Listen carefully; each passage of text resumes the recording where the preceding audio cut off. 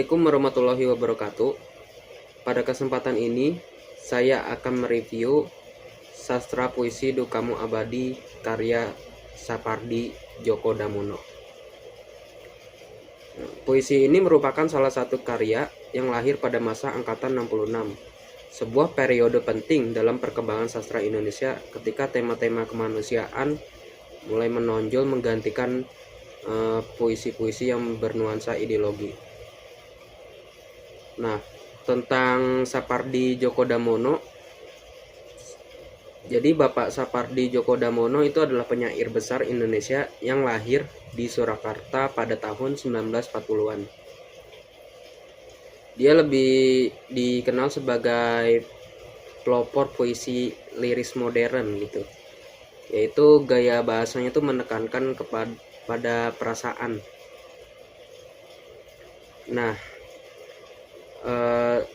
bahasa yang digunakan oleh Pak Sapardi ini sangat khas, kayak sederhana, tenang, tapi di dalam kesederhanaannya itu mengandung makna yang dalam gitu. Nah, selain sebagai penyair, ia juga juga menjadi dosen dan peneliti di Universitas Indonesia. Nah, beberapa karya terkenalnya seperti Hujan Bulan Juni, Aku Ingin, dan Yang Fana Adalah Waktu. Karya-karya tadi menjadikannya salah satu penyair yang berpengaruh di Indonesia.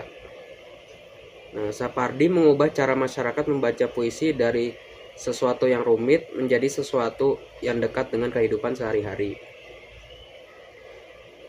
Nah, pada periode angkatan 66, para sastrawan tuh berusaha meninggalkan gaya puisi sebelumnya yang banyak memuat unsur propaganda dan kayak retorika politik gitu.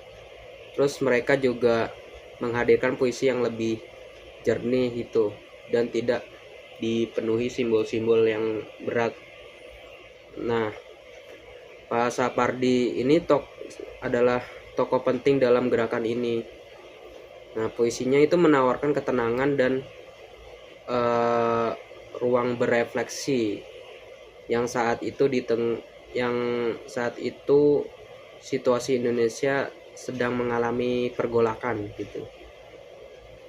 Nah, dengan bahasa yang sangat bersih, ia memperkenalkan cara baru berpuisi yang lebih dalam dan lebih manusiawi gitu.